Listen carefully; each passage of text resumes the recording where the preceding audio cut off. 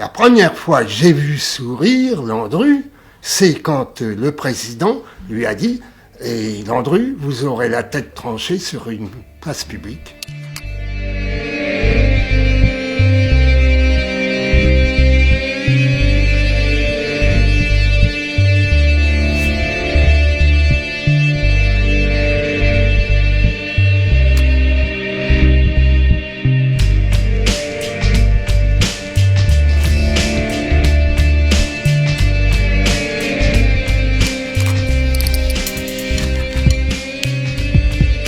Je déclare avoir été le premier à révéler au grand public ce qui allait devenir l'affaire Landru.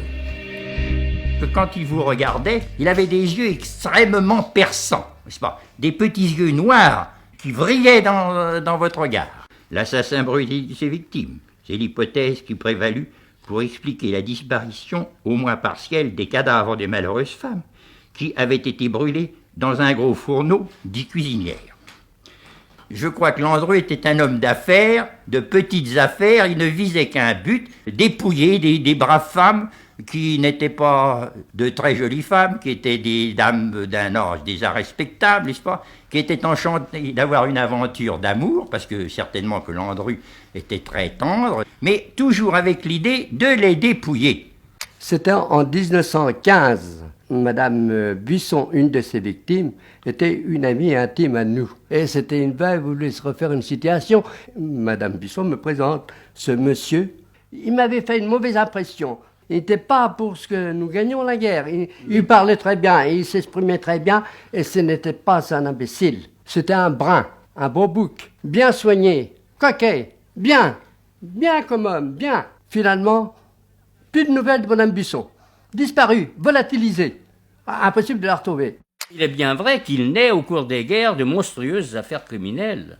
Je me mets donc immédiatement en campagne, muni du seul signalement de Landru, se faisant alors appeler Guillet.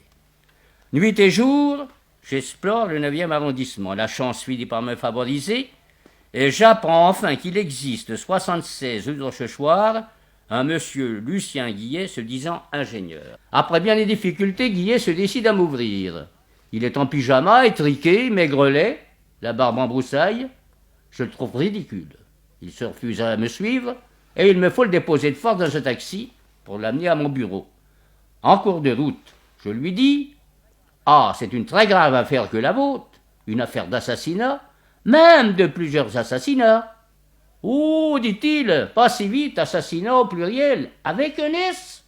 Vous allez un peu fort, il vous faudra toutefois le prouver. » Je constatai alors que cet homme était farouchement décidé à se défendre. L'avenir allait me donner raison. Landru a correspondu à l'aide d'annonces publiées dans des feuilles spécialisées avec des centaines de femmes. C'est étonnant ce que les mots « Monsieur distingué et riche, recherche pour mariage, situation, rapport » peuvent rencontrer d'écho dans certaines âmes. C'était le premier reportage que je faisais pour le petit journal. Et j'ai suivi toutes les audiences. Quand le président disait la fameuse phrase « Mais alors Landru, voyons, cette femme est partie avec vous, vous avez pris un billet d'aller-retour et un billet d'aller simple. On l'a vu avec vous arriver. Vous êtes reparti seul 2 jours après. Qu'en avez-vous fait ?» Là-dessus, il levait son doigt, c'est là où nous l'avons décidé combien de fois, levait son doigt d'un air doctoral en disant « Monsieur le Président, c'est le mur de la vie privée. » Un petit notaire de province. Je ne peux pas vous dire mieux. Les gens s'asseyaient par terre. On a vu toute la comédie française assise par terre. Chevalier, bistinguette, etc. Et alors surtout qu'il y avait là les pièces à conviction, n'est-ce pas? Eh bien, il y avait évidemment les fausses perruques et puis les épingles à cheveux qu'on avait retrouvées. Mais il y avait aussi une salle à manger en rideau entière. On importait là, n'est-ce pas? Il y avait de tout. C'était effarant, n'est-ce pas? Et je sais qu'une fois, il a dit « Bien, moi, on m'a bien escroqué. Pourquoi n'aurais-je pas escroqué les autres ?»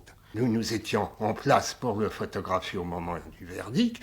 Et la première fois que j'ai vu sourire Landru, c'est quand le président lui a dit « Et Landru, vous aurez la tête tranchée sur une place publique. » Là, il a eu un sourire. C'était le premier que j'ai vu pendant tout le procès. Apprenant sa condamnation à mort, il quitta le box pour la dernière fois en boutonnant méticuleusement son petit pardessus jaune, après s'être assuré que ses lunettes étaient bien dans ses poches. J'ai assisté à l'exécution. Il fut guillotiné au matin du 25 février 1922, devant la prison de Versailles. À l'abbé qui lui demandait s'il voulait entendre la messe, l'ancien enfant de cœur répondit « Non, je crois que ce qu'il importe à présent, c'est de faire vite. » Puis, désignant le bourreau et ses aides, il ajouta « Et puis, je ne veux pas faire attendre ces messieurs. »